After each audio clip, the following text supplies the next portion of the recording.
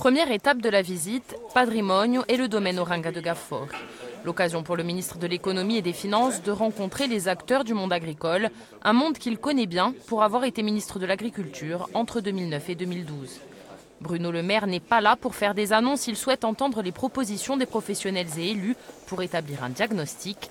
Baisse des taux de prélèvement de la MSA, la mutualité sociale agricole, transmission des entreprises ou encore interdiction du glyphosate. Je suis revenu sur le glyphosate en lui montrant qu'à un moment donné, AOC Patrimoine pouvait être un exemple pour le reste de la France, voire de l'Europe, en termes de futures appellations totalement bio, notamment sur les vignes. Le ministre s'est ensuite rendu à Bastia où il a rencontré Gilles Siméogne, un entretien d'1 heure au cours duquel le président de l'exécutif a présenté ses priorités en matière économique.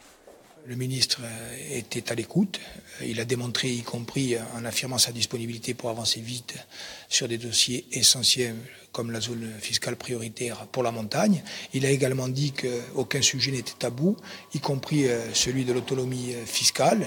Des locaux de la collectivité de Corse à ceux de la préfecture, quelques pas seulement pour rejoindre les parlementaires et les entrepreneurs du numérique, un secteur très dynamique et très volontariste selon le ministre.